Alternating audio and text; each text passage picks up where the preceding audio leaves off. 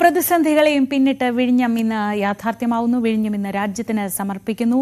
ചടങ്ങുകൾക്കുള്ള ഒരുക്കങ്ങളെല്ലാം അവിടെ പൂർത്തിയായിക്കൊണ്ടിരിക്കുകയാണ്. ഇപ്പോൾ വി വിനോദ് ഈ വിഴിഞ്ഞം തുറമുഖത്തിന്റെ എൻട്രൻസ് ആ ഭാഗത്താണുള്ളത്. വിനോദ്, ഇനി അറിയേണ്ടത് ആ എൻട്രൻസിലൂടെ എത്ര ആളുകൾ എത്തും? 10,000 മുതൽ 15,000 വരെ ആളുകളെ പ്രതീക്ഷിക്കുന്നുണ്ട്. ആളുകളെയൊക്കെ കടത്തി തുടങ്ങിയോ? പ്രധാനമന്ത്രിയുടെ യാത്രാ പദ്ധതിയൊക്കെ തയ്യാറായി കഴിഞ്ഞിരിക്കുന്നു. എപ്പോഴായിരിക്കും അവിടേക്ക് എത്തുക? എങ്ങനെയൊക്കെയാണ് ആ ഭാഗത്തെ സുരക്ഷയൊക്കെ?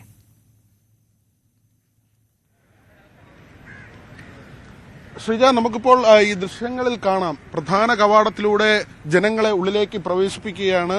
10,000 പേർക്ക് ഈ പരിപാടി കാണാനുള്ള സൗകര്യമാണ് ഒരുക്കിയിട്ടുള്ളത്. പ്രധാനമന്ത്രി അല്പസമയം കഴിയുമ്പോൾ ഇവിടേക്കെത്തും. ഇതിന്റെ ഉദ്ഘാടനം, രാഷ്ട്രത്തിന് വിഴിഞ്ഞം തുറമുഖം സമർപ്പിക്കുന്ന ചടങ്ങ് നടക്കും. അതിന് സാക്ഷ്യം വഹിക്കുന്നതിന് വേണ്ടിയാണ് ഈ ജനങ്ങൾ ഇവിടേക്ക് ഒഴുകിയെത്തുന്നത്. രാവിലെ മുതൽ തന്നെ പബ്ലിക് ഇവിടേക്ക് എത്തുന്ന ഒരു സാഹചര്യമുണ്ടായിരുന്നു. 2 പന്തലുകളാണ് ഇതിനകത്ത് സജ്ജീകരിച്ചിട്ടുള്ളത്. അതായത് VVIP-മാർക്കും VIP-മാർക്കുമായി ആദ്യത്തെ പന്തൽ, തൊട്ട് പിറകിൽ ജനങ്ങൾക്ക് ഇരിക്കുന്നതിന് വേണ്ടി, ഈ ചടങ്ങ് വീക്ഷിക്കുന്നതിന് വേണ്ടി ഇവിടെ എത്തുന്ന ആളുകൾക്ക് ഇരിക്കാനുള്ള പന്തൽ.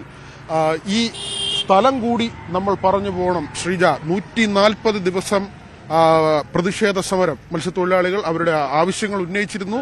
ന്യായമായ ആവശ്യങ്ങൾ അവർ ഉന്നയിച്ചു. അവരുടെ ജീവനോപാധി, അവരുടെ വീട്, മറ്റ് അവരുടെ ആവശ്യങ്ങൾ, അങ്ങനെ 7 ആവശ്യങ്ങളാണ് പ്രധാനമായും അവരെ മാറ്റിപ്പാർപ്പിക്കുന്നത് ഉൾപ്പെടെയുള്ള 7 ആവശ്യങ്ങൾ ഉന്നയിച്ച് അവർ നടത്തിയ സമരം.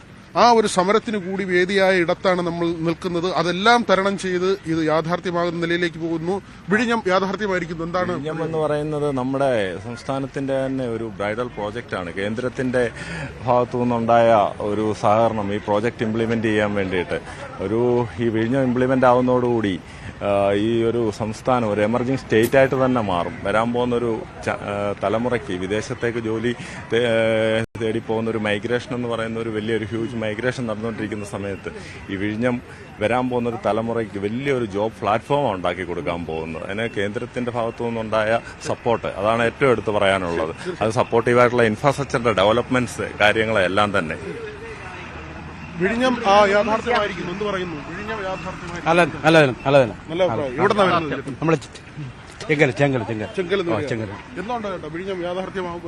വിഴിഞ്ഞ യാഥാർത്ഥ്യമാകുമ്പോൾ നരേന്ദ്രമോദിയുടെ വികസന പ്രവർത്തനങ്ങളുടെ പൊൻകൊടി ചാർത്തും. എന്ത് പറയാം, മോദിയെ കാണാൻ ഞങ്ങൾ വന്നതാണ്. നമ്മൾ പാർട്ടിയുടെ പ്രവർത്തകനാണ്. ഇത്രയും വലിയൊരു പ്രോഗ്രാം BJPയുടെ ത്രൂ ചെയ്യുമ്പോൾ നമ്മളതിനെ പ്രോത്സാഹിക്കാനും അത് സപ്പോർട്ട് ചെയ്യാൻ വന്നതാണ്.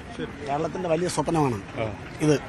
അത് മോഡിയാൽ സാധിച്ച് നമ്മളെ കാണാൻ വേണ്ടി വന്നിരിക്കുന്നു. 70 വർഷം ഇവിടെ പല പാർട്ടിയും ഭരിച്ചിട്ട് ഇങ്ങനെ ഒരു സംരംഭം കൊണ്ടുവരാൻ സാധിച്ചിട്ടില്ല. ഇവിടെ ബൈപ്പാസ് റോഡായാലും ഇതായാലും മോദിയുടെ സ്വപ്നം നടപ്പിലാക്കുകയാണ്. അതിനെല്ലാം നമ്മൾ സപ്പോർട്ട് ചെയ്യണം. നമ്മൾ BJPയുടെ ആൾക്കാരാണ്, അല്ലാത്ത ആൾക്കാരും ഉണ്ട്. നല്ലൊരു നമ്മളെ കേരളം കാത്തിരുന്ന ഒരു സംരംഭം ഉദ്ഘാടനം ചെയ്യുന്നു പ്രധാനമന്ത്രി. വലിയ വികസനം വരും എന്നുള്ള ഒരു പ്രതീക്ഷയും ചെറുപ്പക്കാർക്ക് തൊഴിൽ കിട്ടും.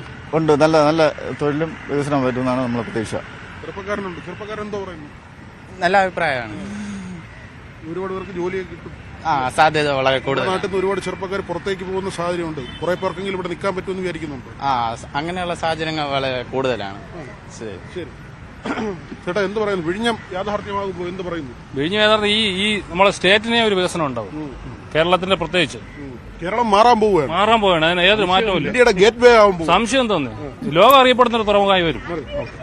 ശ്രീജ, അത് വളരെ എക്സൈറ്റഡ് ആണ് ആളുകൾ, അല്ലെങ്കിൽ അവർ അത്രയും വൈകാരികമായാണ് ഈ ഒരു സാഹചര്യത്തെ കാണുന്നത്. കാരണം ഒരു തലസ്ഥാന നഗരിയാണ് തിരുവനന്തപുരം. പക്ഷേ കാര്യമായ വികസനങ്ങൾ ഉണ്ടായിരുന്നോ എന്ന് ചോദിച്ചാൽ മറ്റ് സ്ഥലങ്ങളെ അപേക്ഷിച്ച് തിരുവനന്തപുരത്ത് പൊതുവിൽ വികസന പദ്ധതികൾ വളരെ കുറവായിരുന്നു, അല്ലെങ്കിൽ ഒരു ഗതിവേഗമുണ്ടായിരുന്നില്ല. പക്ഷേ കേരളത്തിന് നമ്മൾ ഒറ്റ യൂണിറ്റായി തന്നെ കാണണം. ഇത് തിരുവനന്തപുരത്തിന്റെ മാത്രമല്ല, മലയാളിക്കാകെ അഭിമാനിക്കാൻ കഴിയുന്ന കാസർഗോഡ് മുതൽ തിരുവനന്തപുരം വരെ നമുക്ക് ഒറ്റ യൂണിറ്റായി കേരളത്തിന് ഇന്ത്യയുടെ വളർച്ചയിൽ വികസനത്തിന്റെ കവാടം എന്ന് തന്നെ വിഴിഞ്ഞത്തെ നമുക്ക് വിശേഷിപ്പിക്കാം. ആ വികസന സ്വപ്നങ്ങളുടെ പാതയിലെ ഏറ്റവും പ്രധാനപ്പെട്ട ഒരു നങ്കൂരം, ഒരു തുറമുഖത്ത് നങ്കൂരം ഇടുകയാണ് ആ യാത്രയിലെ ഏറ്റവും പ്രധാനപ്പെട്ട ഒരു പോയിന്റ്. അതാണ് ഇന്ന് യാഥാർത്ഥ്യമാവാൻ പോകുന്നത്.